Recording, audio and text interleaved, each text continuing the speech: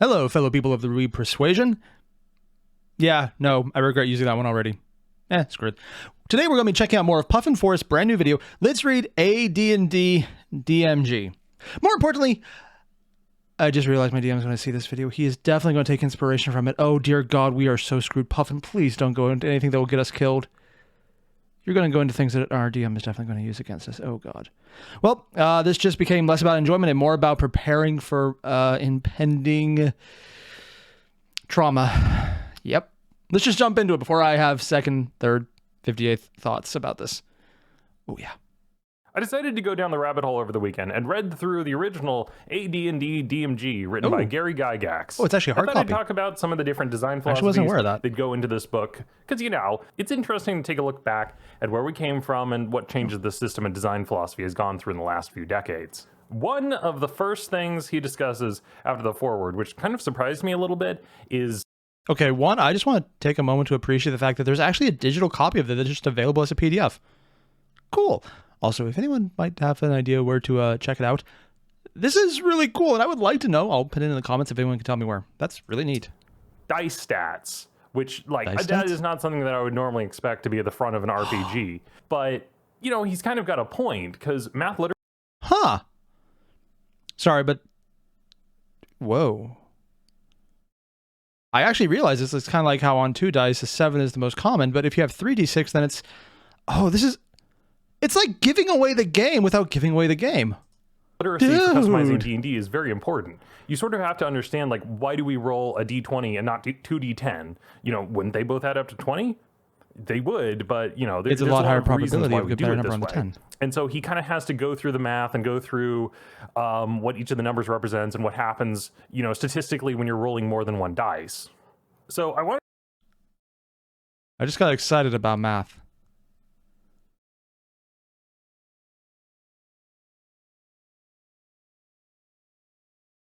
Oh, I just got excited.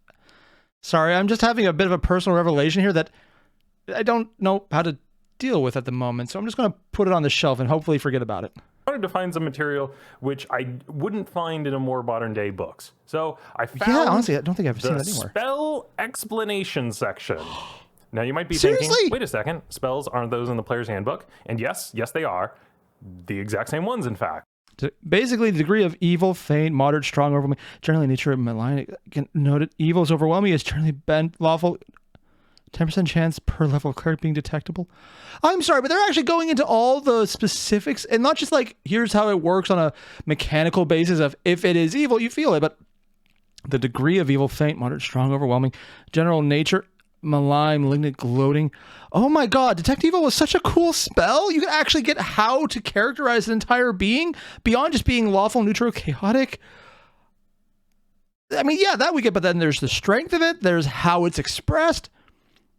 And then there's a chance of whoever's casting it being detected in return. That's... I'm sorry, but I kind of like this better. It's way too much for a basic game, but as like additional rules you could bring in now, I kind of just want to bring this in and... I'm sorry, literally, I don't even care about Detect Evil. Most of the enemies I play are neutral because we have a DM who likes putting us against things where we're probably the bad guys. I'm not specifically saying which game that's in because I think it's all 3 of the games I play with 3 different DMs who all do that. Yeah. Dude. But, however, on the player's handbook side, it gives you the bare bones of how the spell works. Very technical. But in the DMG, Gary speaks very candidly and actually kind of tells the DM different ways that they can rule it. He talks more down to earth to the DM going, you could do this, but I wouldn't recommend it. Better to do X, Y, Z. But in addition, having 2 listings for the spell also provides some hidden information to the player, allowing some effects to be secret to the one casting it.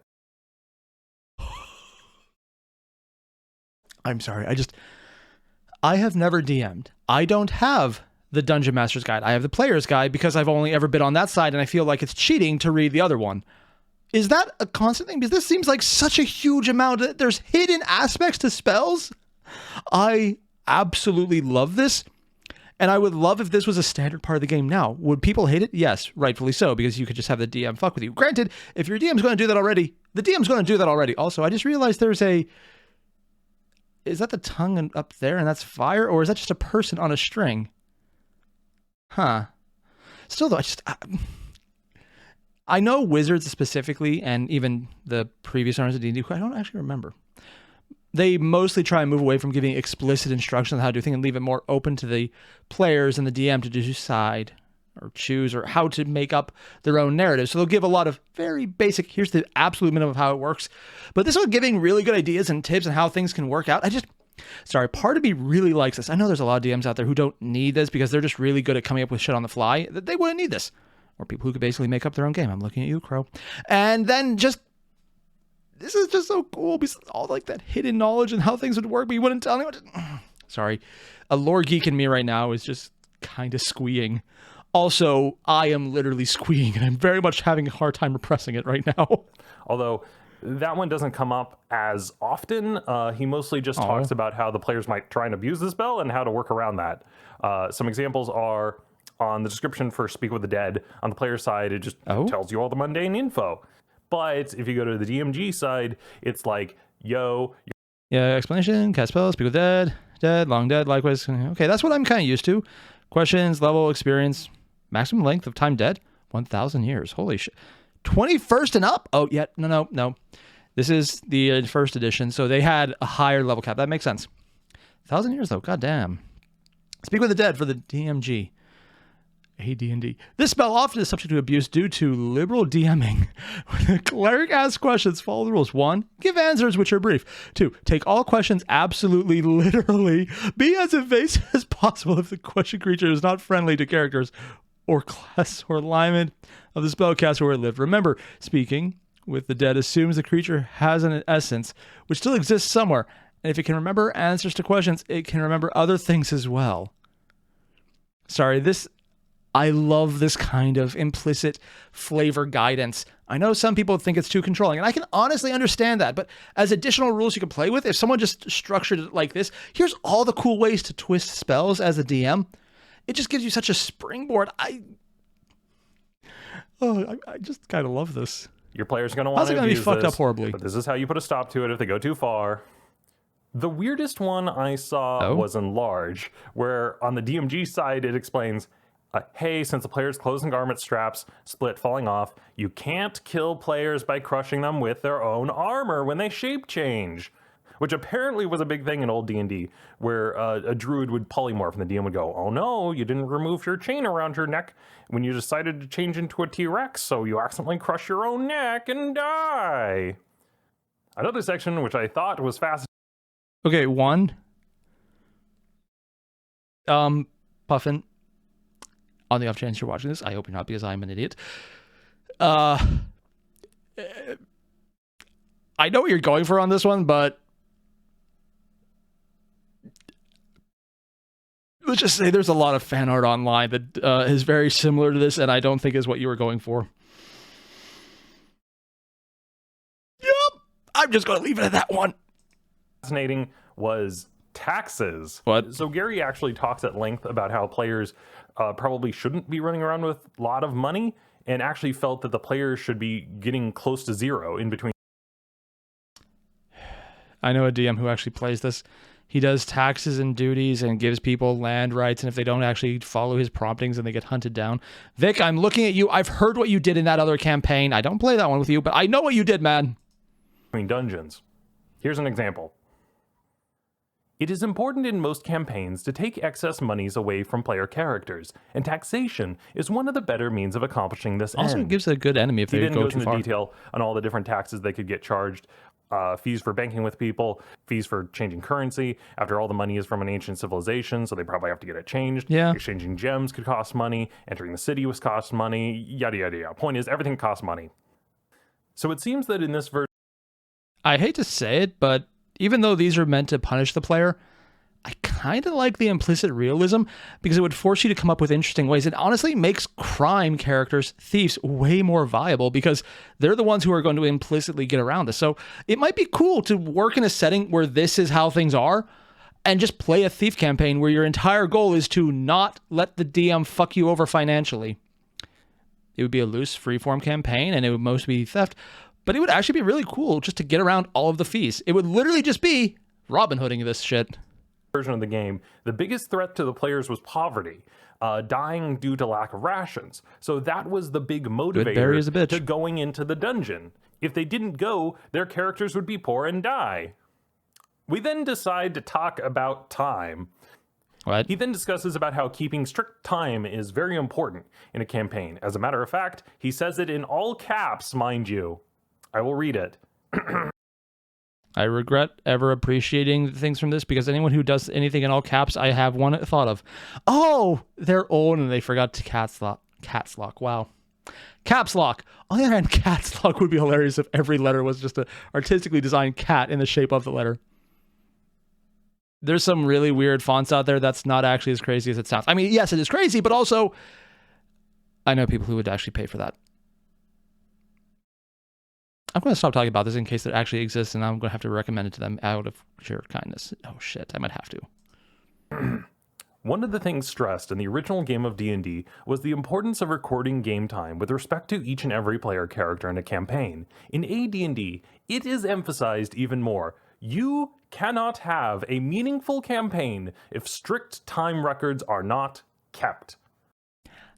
Honestly, considering how a lot of things work in D&D with being aware of when your spells come back, how long spells last, yes, but also it's so goddamn hard to do this.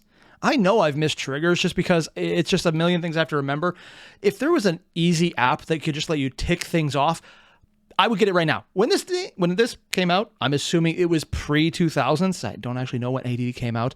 I'm assuming like 90s. That seems to be around the right period. But also, I mean, Stranger Things is set in the 80s, and they had Dungeons and Dragons there, so it might be 80s or earlier. I don't actually know when this came out, now I think about it. Huh. I know it's pre-2000. That's all I care about. Because that's when apps would be the big thing after that time period. And you can get apps now to help make campaign time management very much something you can do. And if everyone's on the same page with those apps to help organize it, that would be doable. And probably pretty fun. But if you're doing this on paper, I would be in the camp of letting my character die so I don't have to deal with that. So a big aspect of the game is that players were losing money due to living expenses over time, and he actually felt that it was kind of like cheating to not track time because all these days pass, which they don't have to pay for it.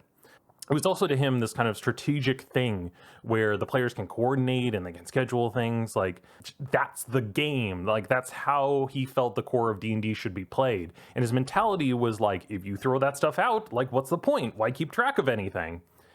And you know what?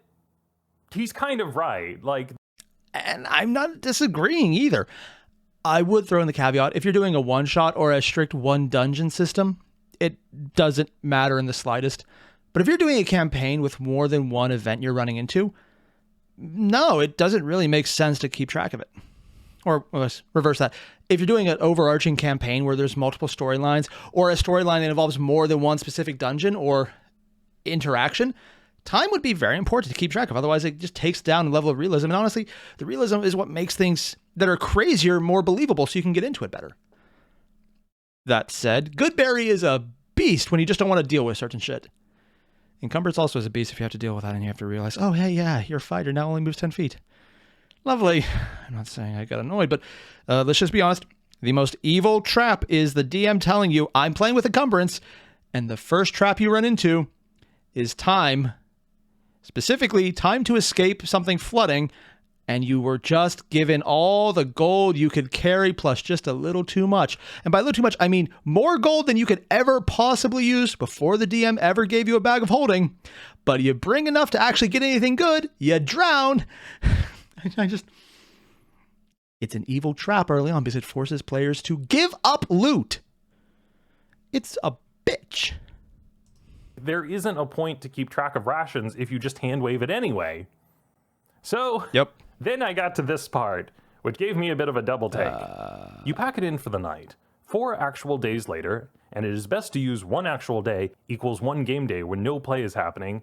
On day 55, player blah, blah, blah, blah, blah. Okay, so you heard that right. Yes, he is instructing DMs to track in-game days equal to out-of-game days. So the players are out in the wilderness, and they take a break from a session for a week. A week in-game passes. And he even talks about this later, where if you have two groups and they want to meet up with each other, you might even have to have one group play a smaller game to kind of catch up to the other group. Okay, this does kind of make sense, catching up, because I'm pretty sure back then levels were individualized to the player, not to the entire group.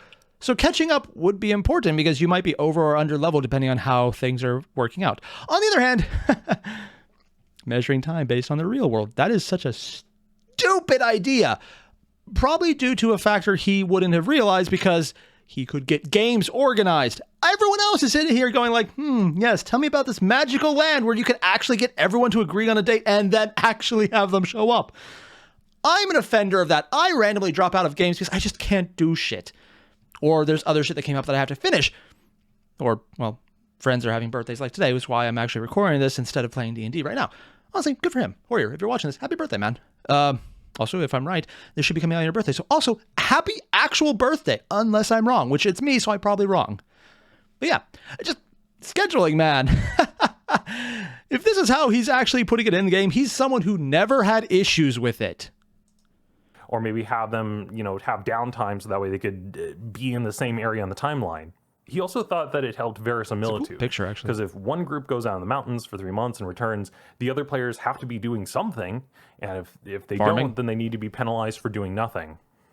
I'm just going to keep reading a little bit more from this because this is interesting. Whoa. In effect, the key is relative import of the player character's actions in the time frame. Generally, time passes day for day, or turn for X number of real minutes during active play. Oh. Players who choose to remove their characters from the center of the dungeon activity will find that a lot has happened while they were away, as adventures in the wilderness certainly use up game days with rapidity, while the shorter time scale of dungeon adventuring allows many game sessions during a month or two of game time. Okay, and then skipping to the end, we're getting to his conclusion.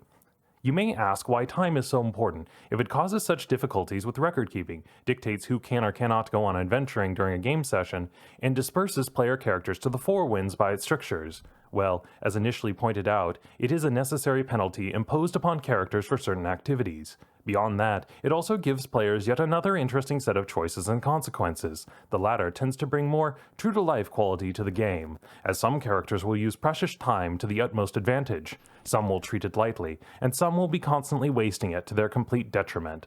I mean, yes, but also, IRL is a bitch.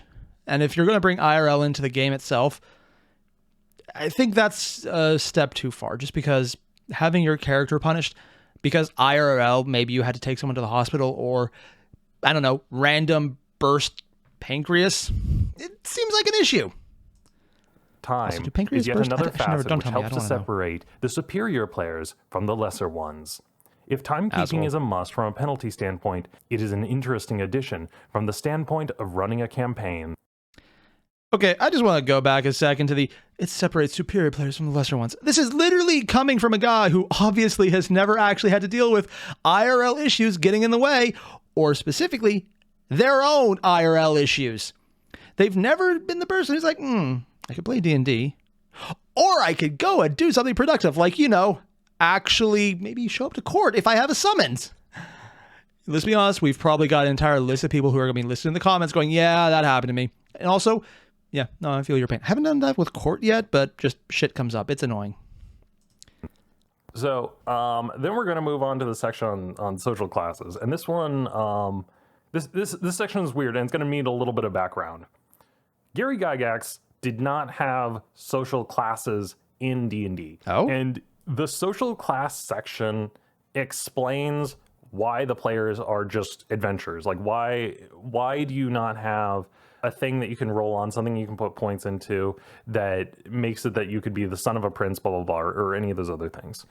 I'm assuming, and this is just my guess going forward, that the answer is going to be that if you're adventuring, you are going to be so far down that you couldn't get into the social ladder, as opposed to ones the current stuff where anyone can be an adventurer, and honestly, it makes perfect sense.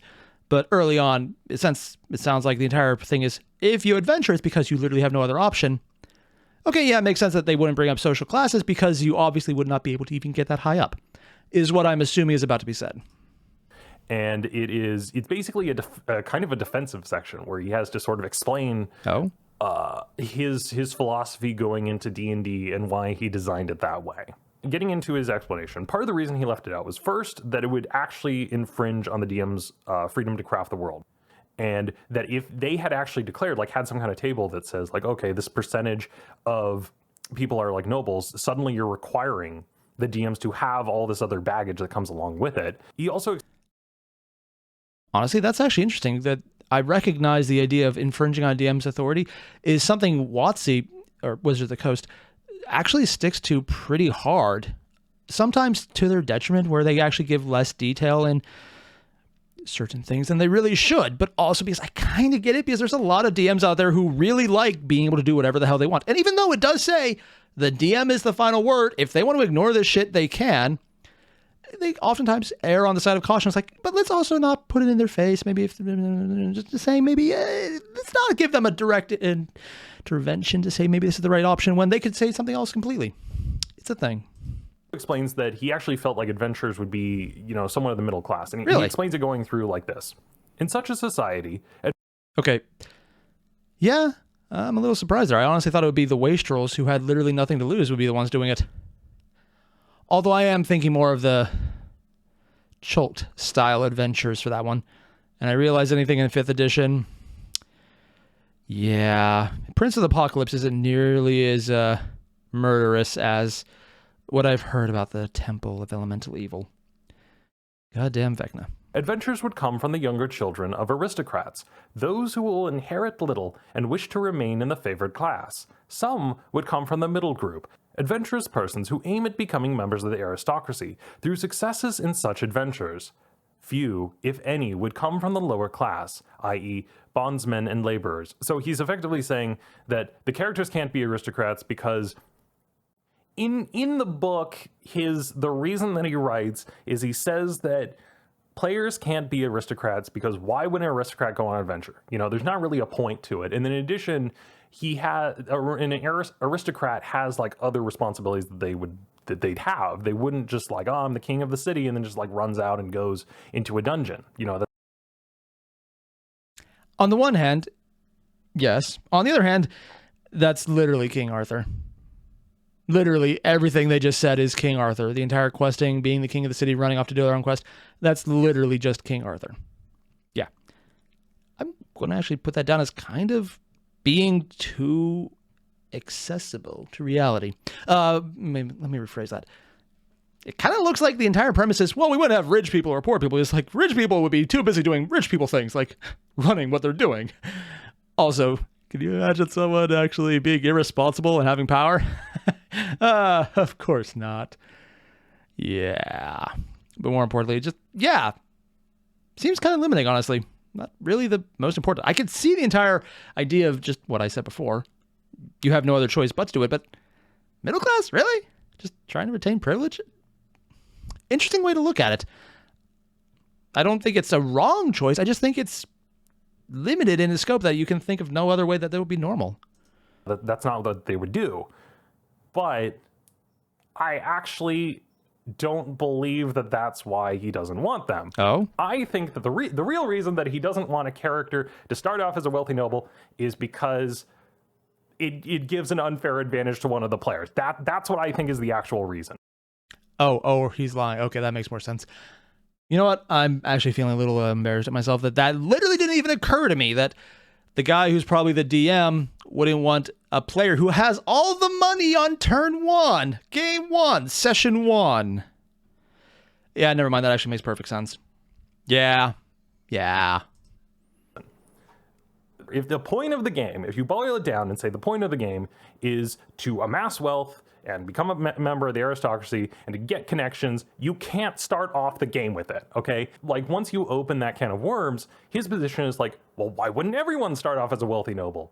And also, considering that a big part of his campaign was trying to find lodgings, paying for goods, it might even invalidate that aspect of the campaign, because then they could just come back home and just stay at their manor. And so Isn't that basically Konosuba after the first season?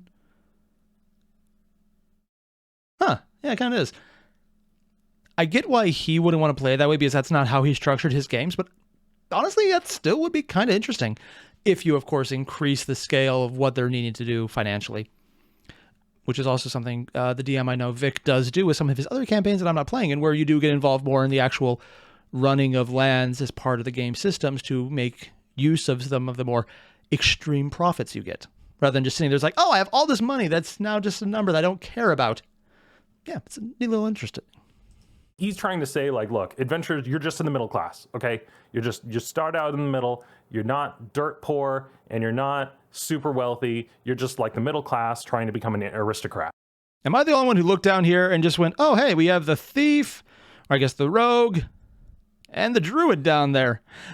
And then there are all the people here are supposed to be the adventurers. No, that's the druid. We all know it's a druid. And the cleric and mage up top. Other major feature that you see in AD&D is the inclusion of hirelings, running a keep, owning land, and hiring people to join the group.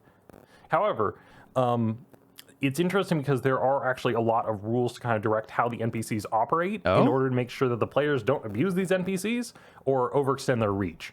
You know, it's kind of for... Don't abuse the NPC or overextend their reach. I'm assuming this was removed later because this failed. This failed horribly. Even I know hirelings are bullshit when you really get into it. I'm not saying I've done that, but I'm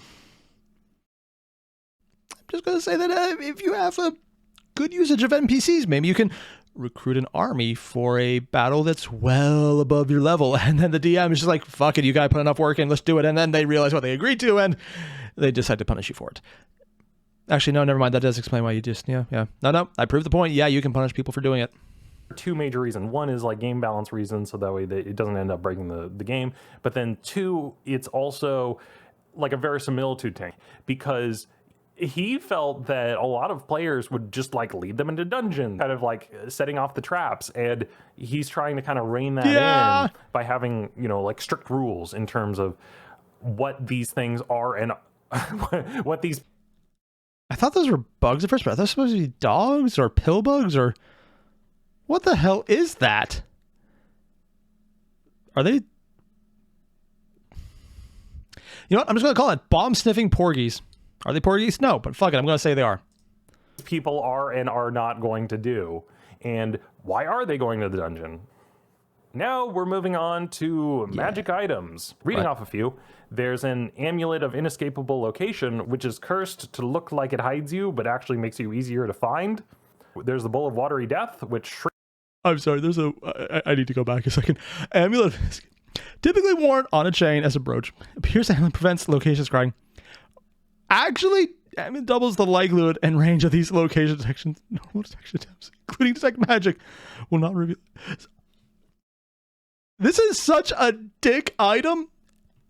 And if it didn't require any type of attunement in 5th edition, I would think this is something I would give out as a DM. Also, I don't DM because I'm an idiot and I can't remember shit. But more importantly, it's such a stupid item that looks like it would be cool and looks like it would be useful, but it's such a horrible cursed item when you realize it, because any enemy can just be like, yeah, here's the reason. And if they expect it to be magic, they ignore it because they know it's magic. It's just not the magic they thought it was.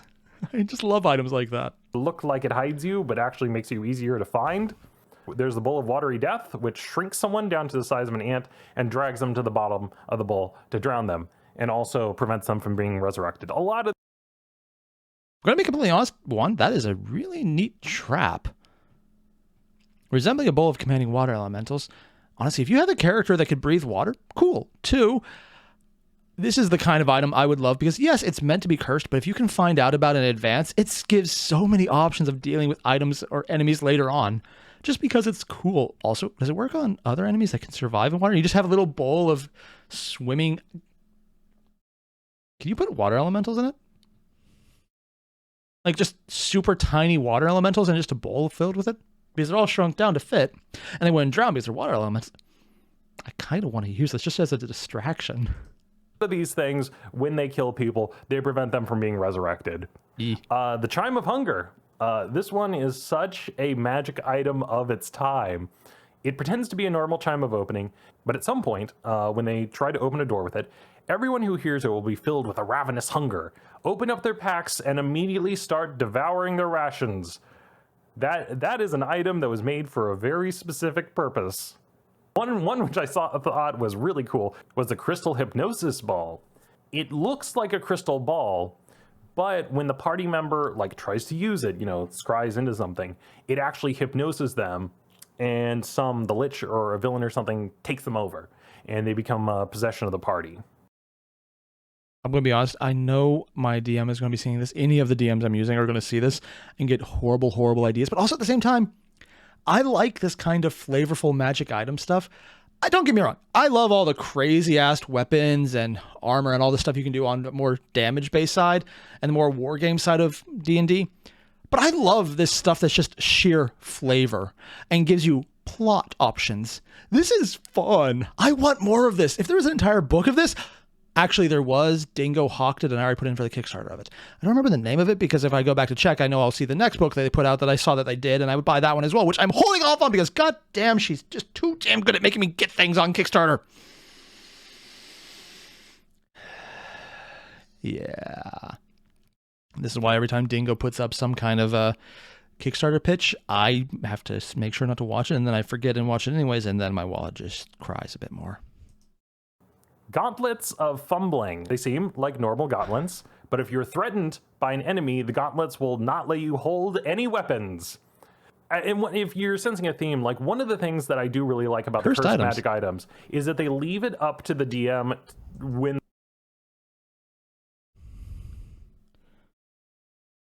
11 rounds of sticks of dynamite.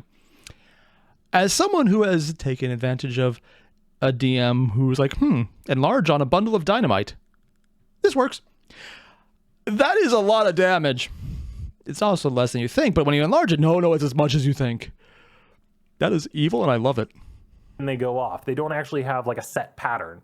So the players can't kind of logic out which one's which. Plus, what it sounded like is the players were trying to test weapons outside of combat. So these things have restrictions that the cursed weapons only go off when they're threatened, or when it's in the middle of the fight or something. Then Spear? You also have artifacts. What is an artifact? An artifact is an item which cannot be identified. Okay, nothing works on it. The players must find out what the item can do through using it. Oh. Not only that, but the items actually have like these empty slots on it. And what the empty slots are is they're for the GM to put in extra powers. Oh, okay, I get this. We actually do something similar to this now in 5th edition when it comes to artifacts. You get the minor and the major, beneficial, and, well, bad shit as well. Some are really bad. Some are actually kind of good, even though they shouldn't be. And then there's some that are really bad. Most of them are really bad. And there's a few greater ones that are okay, but really greater, and it's more minor, if anything. And some of the minor ones are actually really damn good. And yeah, it's not equal, because no one ever gets to that point in most games, so it's never really been adjusted. But yeah, no, this is, I guess, more DM compliant and just really cool how it works out. It'll have some like base ability that it can do, and the DM gives it special stuff. Yep. That like your blade of destroying is different than someone else's blade of destroying. He even has a section on what happens if my players give their hirelings the magic items to test out before wearing them, just to see what properties they have. Because what if someone puts like a thing of fireballs on it, and like, you swing it once, it just like explodes or something. And so the players are very skeptical, and so they would sometimes just give them to the hirelings and then have the hirelings swim around. The answer that Gary gives is one of three things. Basically, it's not going to work. And the reason is for three reasons. One is that if the hireling is either evil or neutral, they just run off with the item. Yeah, they're just makes like, sense. ooh, magic item, and they just leave. And they don't give them back to them. But if the hireling is good, it says that the good hireling will find the fact that the player just tried to risk their life testing the item and just run off with it, believing their master to be evil. And the best part is that is a fully evil action, so it completely makes sense that would happen. Unless you like took the time to role play it out. In which case, okay, as a DM, I would see that as useful, because if you're going to go and role play the shit out of this, I'll give you a pass on that one. Would most people who are doing it just to say, hey, I don't want to die, I don't care about you not dying, or you dying, or in fact, I'm okay with you dying because it might look cooler if it's someone else does it on purpose. Good for you. Go die horribly. It makes sense. It does also show the composition of his playgroup was actually kind of power gaming this. Because most of the time I refer to his playgroup because I've heard a lot of stories about how Gygax designed much of D&D and everything that came from him was based on his actual play group, where a lot of people who are currently in the lore still as major characters, Mordecai, for example, were player characters. So whatever you do, don't give your hireling your magic weapon because they're just going to run off with it. Unless We you are roleplay the shit then out of it, going but that's to more move DM stuff. on to combat. Ooh. We kick combat off first with a roll. A think I recognize that D6 monster. roll. The party rolls a D6 for their surprise, and the monsters roll a D6, and then you consult the chart. What this is the surprise roll. Oh. And you consult a chart, and almost there's never like different played with things these to kind of rolls. modify it, give it, plus and minus. And then whoever rolled lower loses segments based on kind of the difference. So if both of them get a 1, that's like normal. But if one person gets a 1 and then they get a 6, now suddenly you've lost like 2 segments. Segments? Notice I didn't say turn, because in AD&D, there aren't any turns. What? They have segments. The party gets a segment, and the monsters get a segment. First, the magic users go from both sides. They declare the spells they want to cast. Then the melee characters run up and make their attacks. Then finally, after everything is done, the spells resolve. And then you... Huh. Now, this is actually, in terms of D&D, this is really weird to me. But I do a lot of wargaming with Warhammer and Battletech. So all I'm thinking right now is, this actually looks really similar to the turn attribution in those games and more wargaming based. And I do know that very early on, D&D was a wargaming setup well before all the roleplay stuff came in. And then it became more roleplay mixed with wargaming aspects.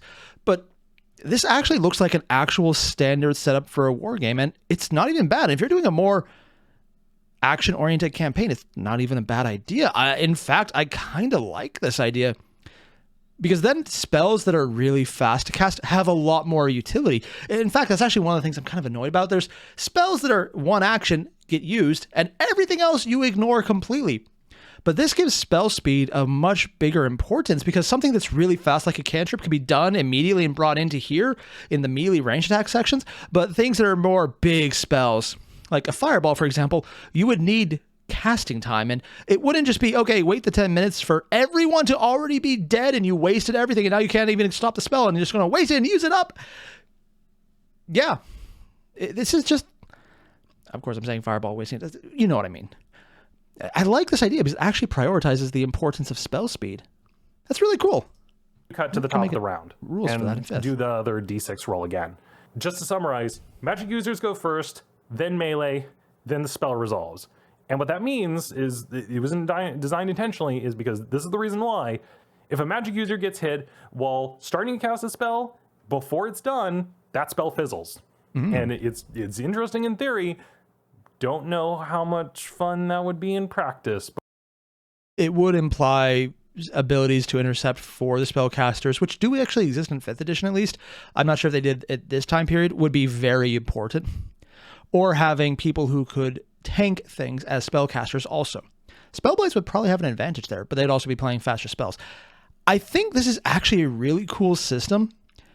And if anything, I would really love to see it in more of a video game setting, because this is really neat. But we don't do it anymore, so I don't know. Easily abused, but kind of cool. It seems a little bit cool. Yeah. Now we're going to get to the section of firing arrows into melee. And just so that always there's no confusion, I have to clarify that a missile, while nowadays it's mostly used for a specific weapon, a ballistic missile or something like that, it actually is used for anything that is a projectile weapon. So the actual magic initial turn of missile. Now, I would normally read this section out to you, but it's a bit much. I had to cut it a lot from of the number. script because it was just too long.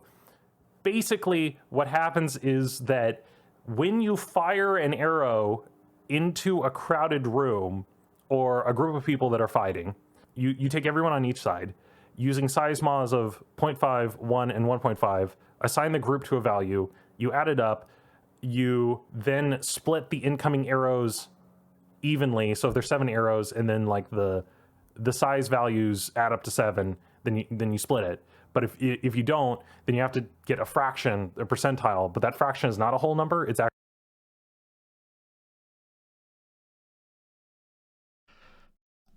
Oh God. This right here This is why I would prioritize killing the ranger. Do I mean the enemy or the teammate? Yes, I mean both. I would kill them both, because if you have to deal with this as a player, it would be annoying because it's going to take a while. As a DM, the ranger dies first, mine or theirs. Mine would never exist because, oh, hey, will you look at that? Nobody knows how to use a bow and arrow. What do you mean every firearm, because we've got firearms now, is going to just literally explode on you and or is a area of effect weapon, because that makes it more powerful, but also I can actually hit. No. This is one of those, it's so much annoyance, just kill them. Not even worth dealing. Oh, God, this is... Actually, kind of, that fraction is not a whole number, you know, because it's like you're talking about 6 out of 7 or something like that. So what you do is you divide the two, and then you get a decimal place number and you round it. But the way that you figure out how to round up or down is based on the facing the side of the room that they are on. One of the examples similar to what BattleTech does, but also if there's 4 missiles, 4 out of 7, and so pay attention to who you're hitting and shooting. If you can hit them, nothing else. You take 4 times it by 14 or 15. Even BattleTech has a more simple, streamlined system, and their system is not streamlined or simple. Then you roll to see which individual on the side that they hit. Then you roll to hit, and then you roll damage. Throw the bow at them and never do it again. Gary also talks about hit locations, and he, once again, this is another section where he didn't like hit locations, and so he has to kind of explain himself and write, like, this is the reason we don't. And the reason they don't is he felt like it complicated things. Okay, got it, fine. He didn't like hit locations because they complicate things. After all of that about melee interactions with arrows every goddamn time.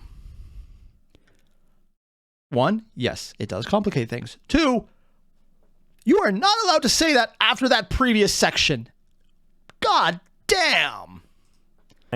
But the major reason he actually felt also was that he actually felt that it ended up favoring the players, because player fires an arrow or like swings a thing, they hit the eye or whatever, and then suddenly it's blinded. Like, it's if a GM like goes to make an attack on someone's arm or leg, it's a lot more complicated, and then even resolves like it's something that the player can easily heal. Whereas a lot of the enemies, you know, if you're fighting like a dragon and you cut in the eye, okay, dragon's a bad example, they'll probably have magic, but if you cut like some monster, you know, in the eye, Beholder? It's usually not going to have any kind of healing magic or any way to kind of fix that, but the players do. And so he didn't want hit locations because he felt it favored the parties too much. That makes more sense. That this book was going to be weird, and there was some weirdness that I already expected, and aerial combat was not one of them. So when I was actually originally reading through it, oh God, these things.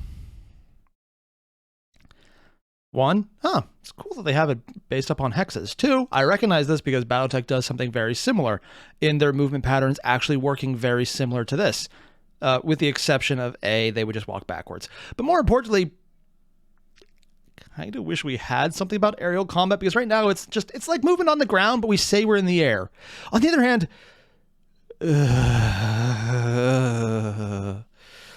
no, just no. Or I'd started reading through it. I started sharing posts on like Twitter. Cool. On like, hey, I'm reading through AD&D DMG. Here's some stuff. I said like, taxes, that's weird.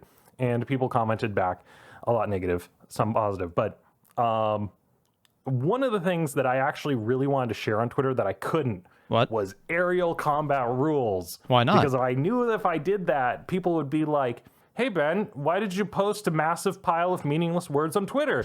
That's really weird. So sadly, I couldn't share them until now. You want to know how characters fly in AD&D?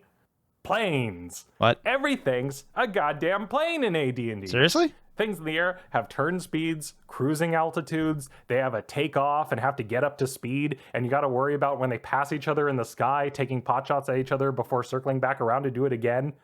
He even has like different classifications on flight on kind of an A to E scale. Ghosts are classified as A flyers who can turn and stop on a dime. Because why? Because they're ghosts. What's... Okay, yeah, sure. Djinn, air elementals, aerial serpents. Oh yeah, winged serpents. this is cool, but also at the same time, it really depends on what they're doing. Dragons make sense, although dragons are flying more on magic than anything else, but still. What stops a ghost? Nothing. They can just fly. They go somewhere, they turn, they come back. It's a ghost. It does what it wants. Yeah. Now, you might be asking, can my little hedgehog, Mr. Whiskers, with aviator goggles who rides a biplane made only of bacon turn more than 90 degrees in a round? No. No, you can't, Mr. Whiskers, because that would just be ridiculous. Please say that's an actual character he used. Moving on to alignment languages. What? It's probably the most well-known, air quotes, quirk of AD&D, but if you aren't familiar with them, every character has what was called an alignment language. It's quite literally a language that you get from your alignment. So if your character is lawful good, they can communicate with other lawful good. Same with chaotic evil, to other chaotic evil. Gary compares it to Latin and Catholicism, or a rogue's thief cant. Now, this obviously opens up a can of words like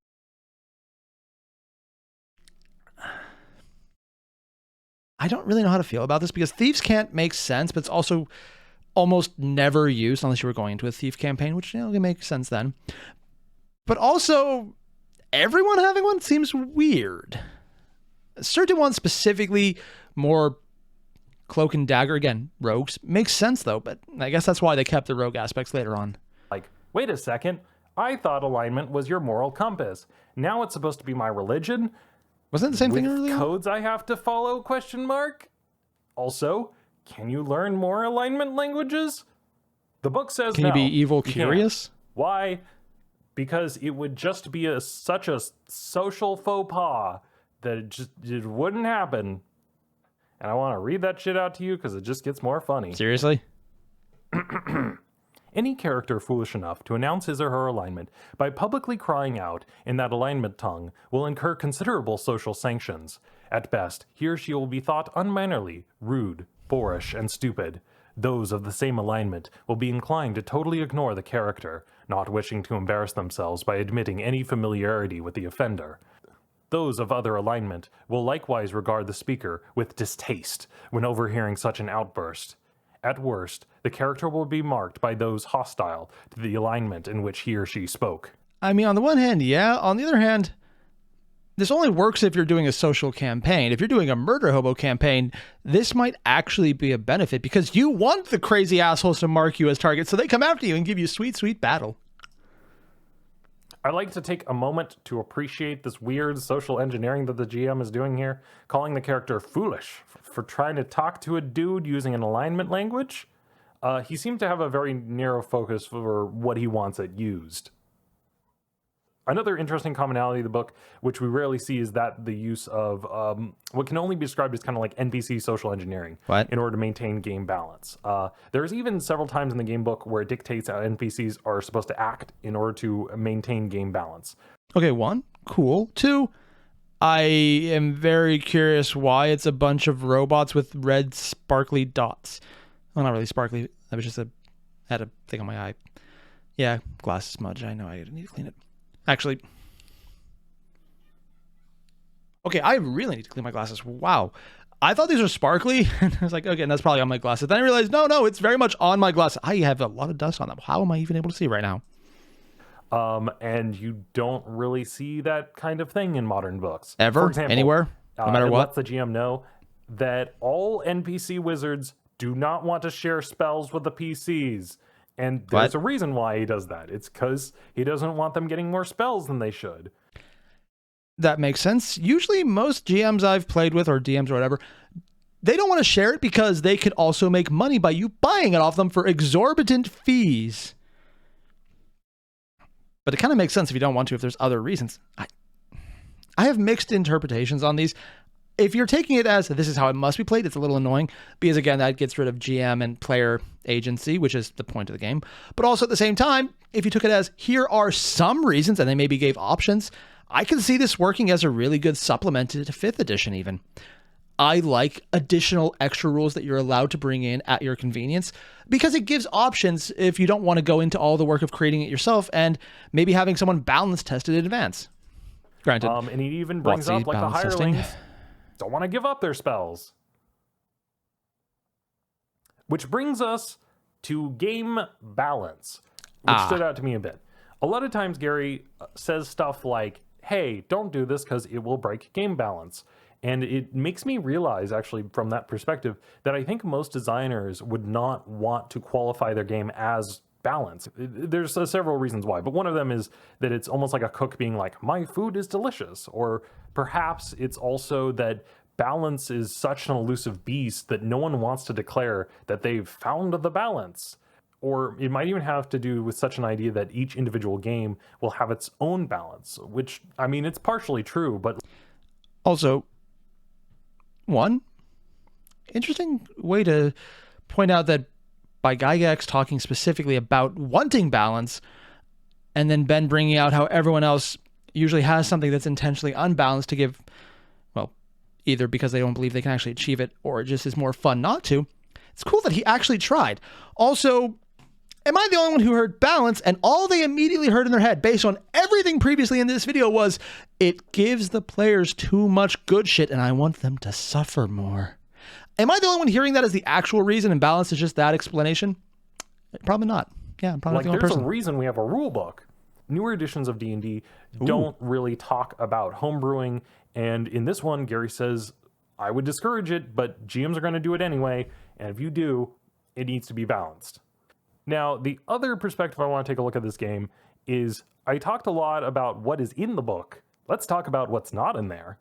There really isn't advice on how to make a villain or campaign design. It's much more focused on the dungeon and that they're filled with traps and gold and monsters. Huh. Now that's interesting. Because just villains and campaign design is literally the hallmark of WotC and everything Dungeons and Dragons now. But this is very much everything up to that point. It does kind of show that these early campaigns, the story was just the thing the DM brought in, but you were playing the dungeon. You were... Actually, it makes a lot more sense because what I know about the early editions of D&D, it was meant to be brutal. It was meant to say, okay, have your 100 backup characters ready. We're going to murder them all.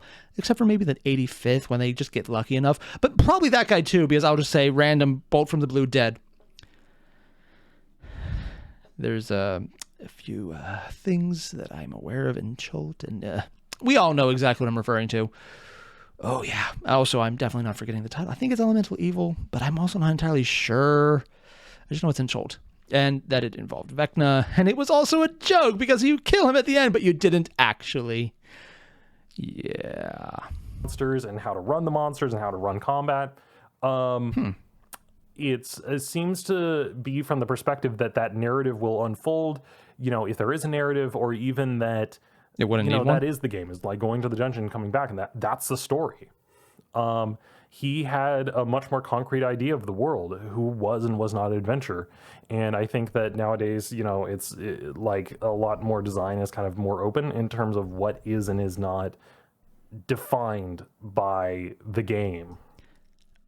This is going to sound weird, but I think as weird as AD&D is, a lot of the advice around it would actually be incredibly applicable now because it's covering things that Dungeons and Dragons kind of has moved away from. They just assume you'll do it because it's been part of the game for so long. It might actually be useful just to pick up this because even if all the numbers are wrong, like don't even bother looking at them, all the stats, all that shit you can ignore, but how to design things, the other additional effects, the secret effects, the other combat types, it fleshes out the system in a way that we just don't really have right now. It seems actually, in a weird way, very compliant with 5th edition because 5th edition is so accepting to homebrew. I only say because it's such a general usage, easy to use form that you can more or less throw anything in there pretty easily. Anyway, thank you guys. I really appreciate it for coming down this rabbit hole with me and reading through the book. It was a long one. It was probably one of my longer videos, but I definitely felt like this one had to be done. I want this book now. I really want to talk unironically. about, and I'm glad that we got through it. Okay, thank you. All right, goodbye. Really just love this last bit of tune. Just relaxing. I like it. Okay, unironically, I want to get this now because there's just so many extra things to flesh out the interior of the game.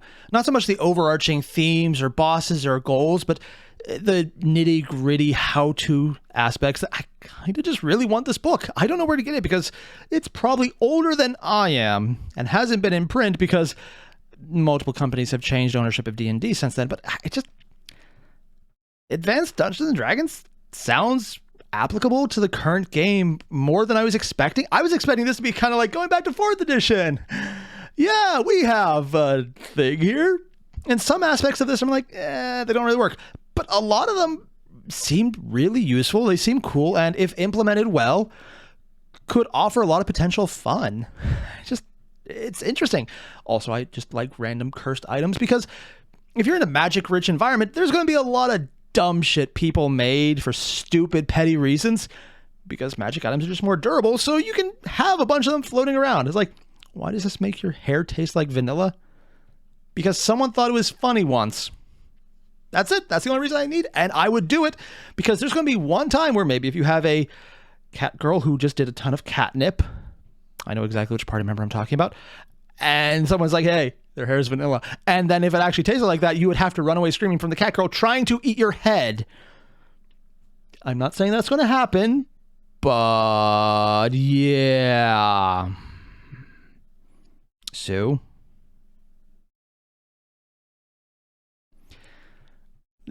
I kind of really like this. I wasn't expecting to get the vibe that this is something that's still relevant and impactful now, but it does seem that way.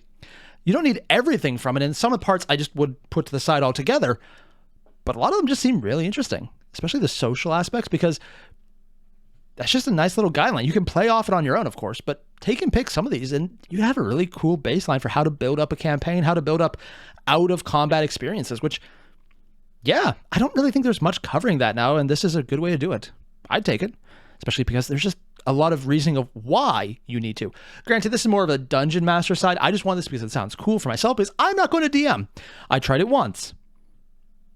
I really underestimated how powerful my allies were. Or, well, I guess victims were, but whatever. Also, I gave them way too early of a boss, but yeah, the details. More importantly, if you haven't already, there's a link below to the original video from Puffin Forest. Hit it up because this was really good. I just love these dives into the old systems. And when you're done with that, don't forget to leave a like, comment, subscribe. And I'll see you guys in the next one. Adios.